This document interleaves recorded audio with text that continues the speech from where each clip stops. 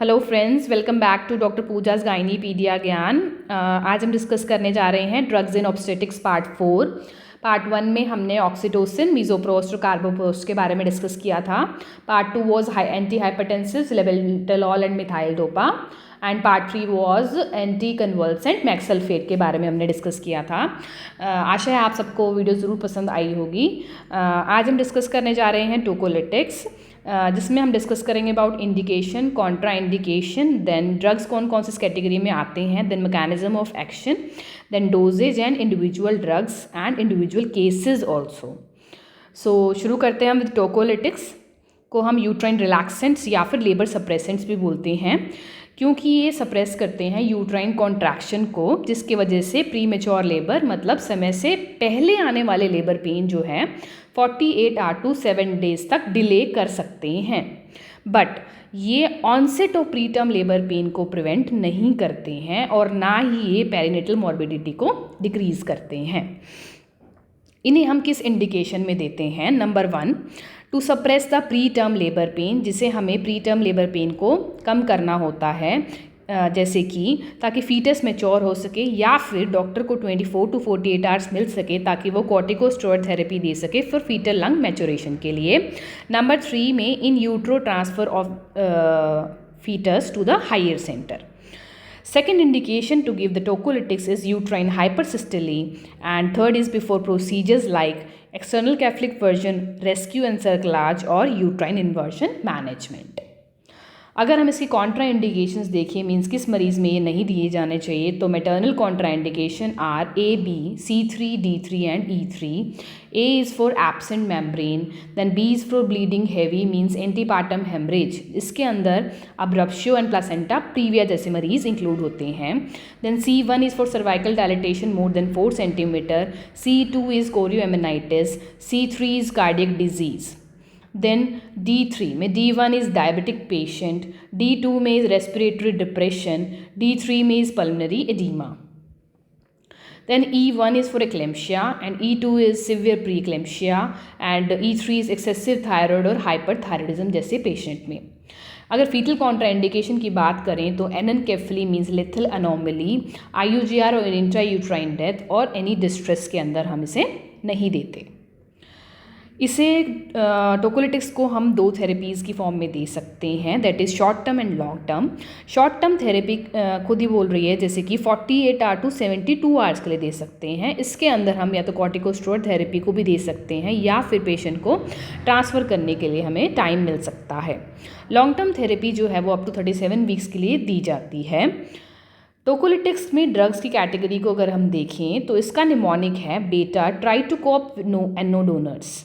B is for beta-2 agonist, T is for terbutaline, then R is for ritoridine and I is for isoxapurin, जिसको हम ड्यूवाडेलोन भी बोलते हैं. Then C is for calcium channel blocker, जिसमें nifedipine और मैक्सल्फेट आता है, and O is for oxytocin antagonist, जिसमें टोसिबैन जो कि टेक्टोसाइल के नाम से भी जाना जाता है, पर ये इंडिया में अवेलेबल नहीं है और ये बहुत ज़्यादा एक्सपेंसिव भी होता है. P is for prostaglandins inhibitor, जिसके अंदर इंडोमिथासिन और सुल्डिनैक आते हैं. देन एनोडोनर्स इज नाइट्रोग्लिसरीन, जो कि बहुत रेयरली ही यूज़ होता है.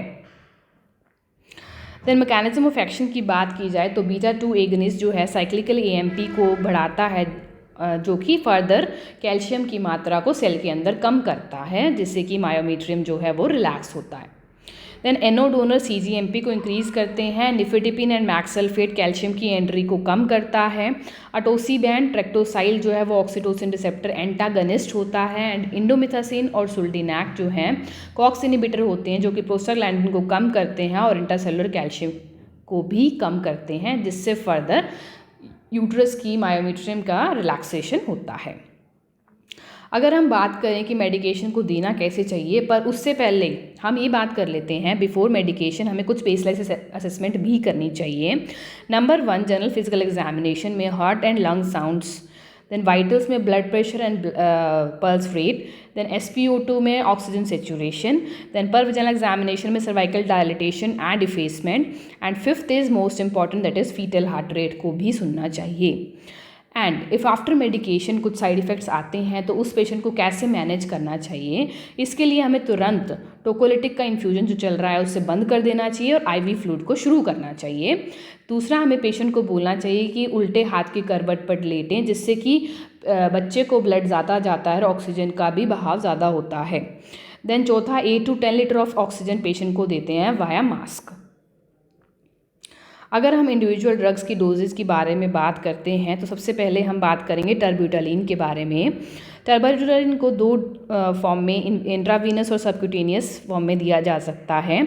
इंट्रावीनसली 5 माइक्रोग्राम पर मिनट से हम इसे शुरू करते हैं और हर 10 मिनट में हमें इसे 5 माइक्रोग्राम से ही इंक्रीज़ करना होता है टिल या तो मैक्सिमम 30 मिलीग्राम तक, या और टिल कॉन्ट्रैक्शन स्टॉप्स और any side effect appear. Then it can be followed by 5 milligram orally 4 hourly or QID. Subcutaneous से 250 माइक्रोग्राम एवरी हाफ और 4 hourly 12 hourly देकर दिया जा सकता है टिल कॉन्ट्रैक्शन स्टॉप्स और side effect appears. Then maintenance dose 5 milligram orally 4 hourly से इसे मेंटेन किया जा सकता है। फर्दर हम डिस्कस करेंगे दूसरा beta 2 agonist, that is रिटोरिडीन।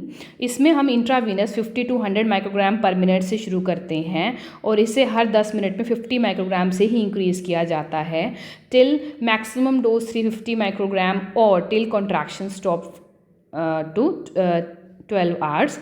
Then हम इसे 10 मिलीग्राम ओरली 6 hourly पर मेंटेन कर सकते हैं।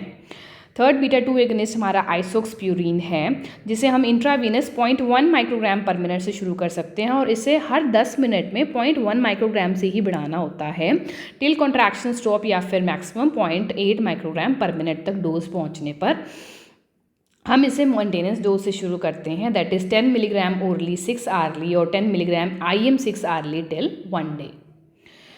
निफेडिपिन को हम 30 मिलीग्राम ओरली स्टार्ट देते हैं, followed bye 10 to 20 milligram TDS और QID till contraction stops. Max sulphate को IV infusion 4 to 6 gram in 100 ml NS over 20 to 30 minutes, followed by 1 to 2 ग्राम पर are IV infusion and 12 to 24 hour after contraction stops तक हमें इसे continue रखना होता है। इन दोनों ड्रग्स को समझने के लिए आपको मेरी प्रीवियस लेक्चर्स ज़रूर देखने चाहिए। देन हमारा नेक्स्ट ड्रग है प्रोस्टाग्लैंडिन इनहिबिटर, जैसे कि इंडोमिथासिन। इसको हम 50 मिलीग्राम ओरल या फिर रेक्टल स्टार्ट दे सकते हैं, followed by 25 to 50 milligram oral QID means दिन में 4 बार, but maximum up to 48 hours तक एंड 200 मिलीग्राम का डोज तक। देन अटोसिबैन को हम 6.75 मिलीग्राम IV बोलस से शुरू करते हैं, followed by 18 milligram per hour for 3 hours and 6 milligram per hour for 45 hours, but maximum up to 48 hours and 330 milligram dose तक दे सकते हैं। देन आता है हमारा नाइट्रोग्लिसरीन पैच, जो कि बहुत कम यूज़ होता है। इसे हम 10 मिलीग्राम 12 hourly से शुरू कर सकते हैं टिल कॉन्ट्रैक्शन स्टॉप्स और मैक्सिमम टिल 48 आवर्स तक।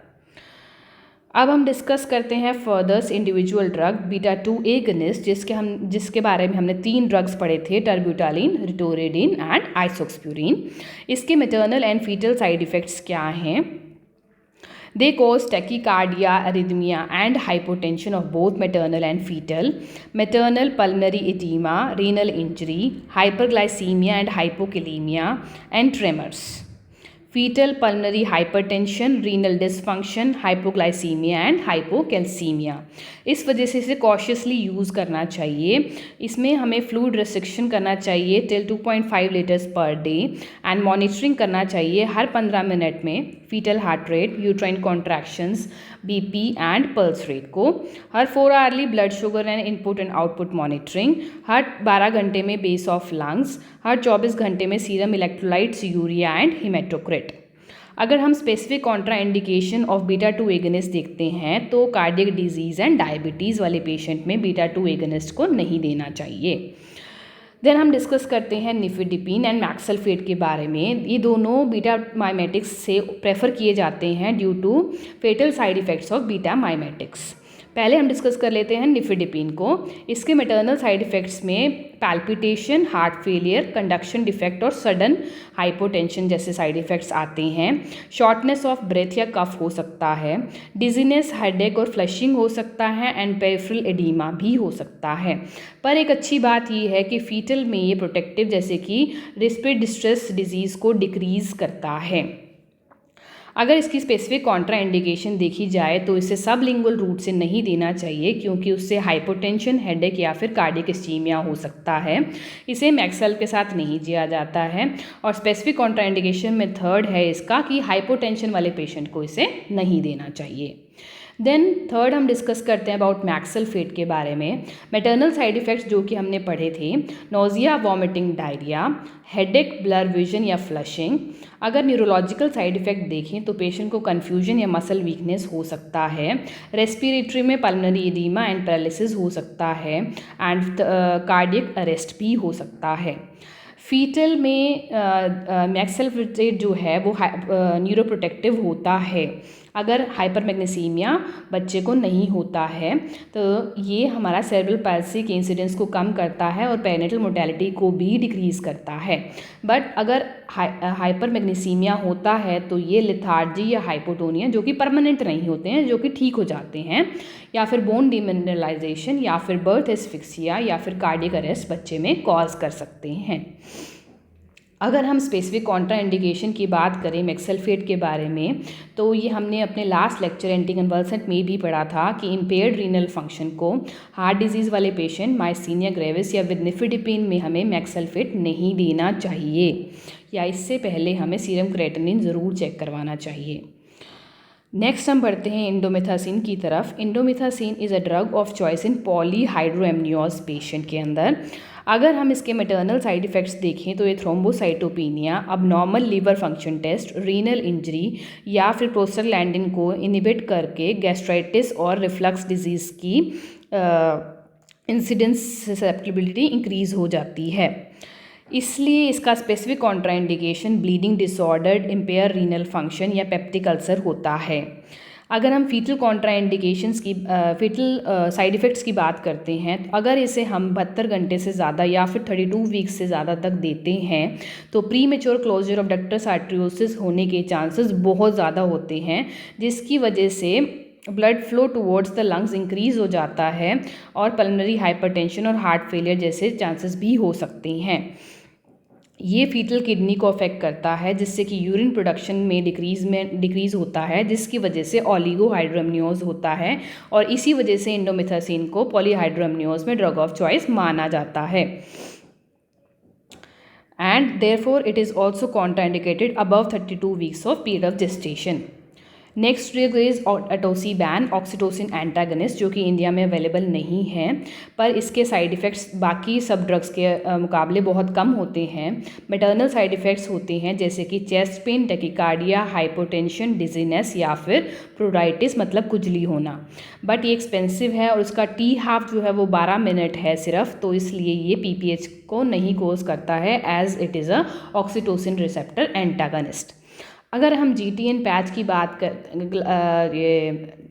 बात करते हैं तो ये एक स्मूथ मसल रिलैक्सेंट होता है और ये टैकिकार्डिया, फ्लशिंग, हेडेक या फिर स्वेटिंग कॉज करता है, बट ये सर्वाइकल राइपनिंग भी कॉज कर सकता है। तो ओवरऑल अगर हम देखें तो निफिडिपिन जो है वो बेस्ट ड्रग कंसिडर किया जाता है। अगर हम केसेस में पढ़ें तो if patient is of placenta previa with uterine contraction, अगर पेशेंट का एक्सपेक्टेड मैनेजमेंट करना है तो ड्रग ऑफ चॉइस हमारा कैल्शियम चैनल ब्लॉकर जो कि निफिडिपिन रहेगा या फिर मैक्सेलफेट रहता है। बीटा-2 एगनिस्ट को हम इसमें यूज़ नहीं कर सकते क्योंकि वो टैकिकार्डिया कॉज करता है, तो हम ये पता नहीं लगा सकते कि टैकिकार्डिया बीटा-2 एगनिस्ट की वजह से हो रहा है या फिर ब्लड लॉस की वजह से हो रहा है। एंड प्रोस्टाग्लैंडिन इनहिबिटर्स को भी हम यूज़ नहीं कर सकते हैं। देन हार्ट डिजीज़ के पेशेंट में अगर हम ड्रग ऑफ चॉइस देखें तो अटोसिबैन जो है वो ड्रग ऑफ चॉइस रहता है। बाकी अदर बीटा-2 एगनिस्ट और कैल्शियम चैनल ब्लॉकर को हम यूज़ नहीं कर सकते। देन डायबिटीज़ के अंदर calcium channel blocker is the drug of choice, that is nifedipine या फिर magsulphate. And if 35 weeks of period gestation patient is there, तो वहाँ पर हमें स्टेरॉयड की, टोकोलिसिस की या सर्वाइकल कैंसर के इलाज की ज़रूरत नहीं पड़ती है। So guys, this was my video on tocolytics. आशा है आप सबको ये वीडियो पसंद आया होगा। अगर आपको वीडियो पसंद आई तो प्लीज़ चैनल को सब्सक्राइब करें और इसे आगे फॉरवर्ड करें। Thank you.